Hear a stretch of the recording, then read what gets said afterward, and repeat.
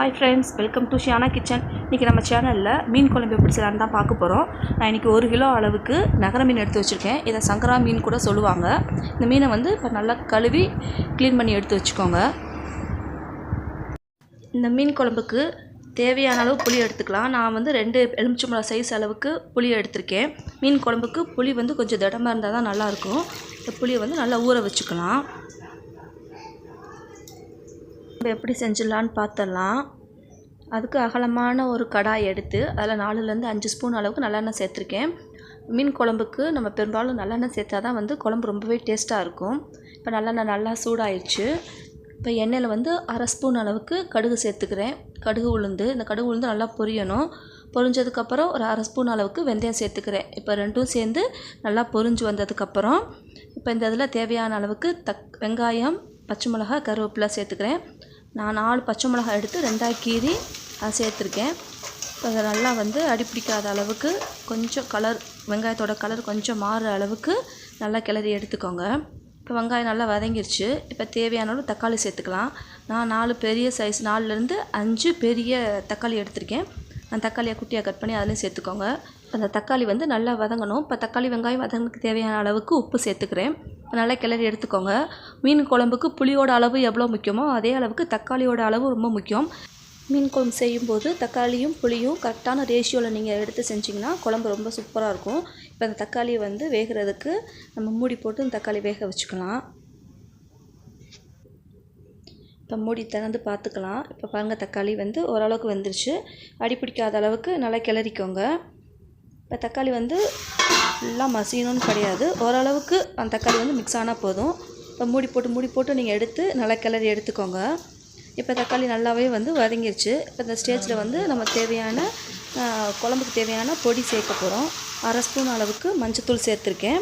ஒரு 3 ஸ்பூன் அளவுக்கு வீட்டில் அரைச்ச குழம்பு மிளகாத்தூள் தான் சேர்த்துருக்கேன். நான் மிளகாத்தூள் வந்து கொஞ்சம் நல்லா திடமாக இருந்தால் குழம்பு டேஸ்ட்டாக இருக்கும். தேவையான பொடியெல்லாம் சேர்த்தாச்சு. இந்த பொடி வந்து வெங்காயம் தக்காளியோடு நல்லா மிக்ஸ் பண்ணுற அளவுக்கு கிளறி எடுத்துக்கோங்க.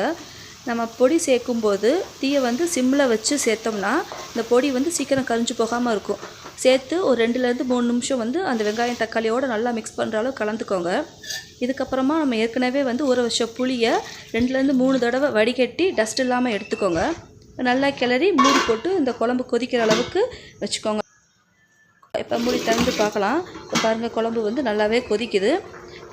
இப்போ பாருங்கள், நல்லா குழம்பு கொதிக்க ஆரம்பிச்சிருச்சு. குழம்பு நல்லா கொதிச்சா தான் அந்த பொடியோட ரா ஸ்மெல் எல்லாமே வந்து போகும். குழம்பு நல்லா டேஸ்ட்டாக இருக்கும். இந்த ஸ்டேஜில் வந்து நம்ம இதுக்கு ஒரு தேங்காய் பேஸ்ட் ஒன்று ரெடி பண்ணிக்கலாம். இப்போ மூடி போட்டு அது வரைக்கும் குழம்பு கொதிக்கட்டும். நான் வந்து ஒரு 2 சில் அளவுக்கு தேங்காய் எடுத்து வச்சுருக்கேன். அந்த தேங்காவை சேர்த்துக்கலாம். தேங்காய் வந்து ரொம்ப அதிகமாக சேர்க்கணும்னு கிடையாது, மீன் குழம்புக்கு கொஞ்சம் கம்மியாகவே சேர்த்தாலே போதும். இப்போ மிக்ஸி ஜாரில் தேங்காய் சேர்த்ததுக்கப்புறம் ஒரு சின்ன துண்டு அளவுக்கு இஞ்சி, ஒரு 5லேருந்து 6 வெள்ளைப்பூடு இதை வந்து குட்டியாக கட் பண்ணி சேர்த்துருக்கேன். இதை நல்லா பேஸ்ட்டாக அரைச்சி வச்சுக்கலாம். இப்போ அதுக்குள்ளே இந்த குழம்பு பாருங்கள் நல்லாவே கொதித்து வற்றிடுச்சு. இப்போ இந்த குழம்பு நல்லா கொதித்து இதில் உப்பு டேஸ்ட்லாம் பார்த்துக்கோங்க. இந்த குழம்பு கொதித்து வற்றுற அந்த நேரத்தில் நம்ம அரைச்சி வச்சுருக்க தேங்காய் பேஸ்ட்டை வந்து நம்ம உள்ளே சேர்த்துக்கலாம். நல்லா சேர்த்து நல்லா மிக்ஸ் பண்ணிக்கோங்க. நல்லா மிக்ஸ் பண்ணதுக்கப்புறம் இந்த குழம்புக்கு தேவையான தண்ணி கொஞ்சம் சேர்த்துக்கலாம். இதெல்லாம் நல்லா கிளறி விட்டுக்கோங்க. இந்த தேங்காவோட பச்சை வாசனை போகிற அளவுக்கு மறுபடியும் வந்து நம்ம எப்படி புளி ஊற்றி கொதிக்க வச்சோமோ அதே தேங்காவோட பச்சை வாசனை போகிற அளவுக்கும் நல்லா கொதிக்க வச்சு எடுத்துக்கணும். இப்போ எனக்கு வந்து குழம்புக்கு உப்பு பத்தலை. ஏற்கனவே வந்து நான் உப்பு சேர்த்துருக்கேன், இருந்தாலும் பத்தலை. இப்போ இன்னும் கொஞ்சம் சேர்த்து அதையும் நல்லா கிளறிக்கிறேன். நான் நீங்கள் மீன் போட்டதுக்கப்புறம் உப்பு உரைப்பெல்லாம் சேர்த்து நம்ம கிளற முடியாது. அதனால் மீன் போடுறதுக்கு முன்னாடியே என்னென்ன தேவையோ கரெக்டாக பார்த்து சேர்த்துக்கோங்க. இப்போ குழம்பு வந்து நல்லா கொதிக்க ஆரம்பிச்சிருச்சு. கொதித்ததுக்கப்புறம் கழுவி வச்சுருக்கிற மீனை வந்து உள்ளே சேர்த்துக்கலாம். இப்போ குழம்பு நல்லா கொதிச்சிருச்சு. இப்போ நம்ம வந்து ஒரு மீனாக வந்து சேர்க்க ஆரம்பிச்சுக்கலாம். நான் வந்து இன்றைக்கி வந்து முழு மீனாக தான் சேர்த்துருக்கேன். உங்களுக்கு எப்படி விருப்பமோ அப்படி சேர்த்துக்கோங்க.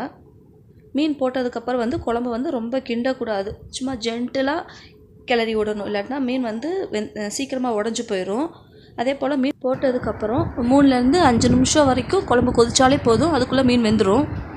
அவ்வளோதான், குழம்பு ரெடி ஆயிடுச்சு. ஃபைனலாக வந்து தேவையான அளவுக்கு கொத்தமல்லி தழை தூவி இறக்கிடலாம். இது வீட்டில் ட்ரை பண்ணி பார்த்துட்டு எப்படி இருந்துச்சுன்னு மறக்காமல் சொல்லுங்கள். தேங்க்ஸ் ஃபார் வாட்சிங்.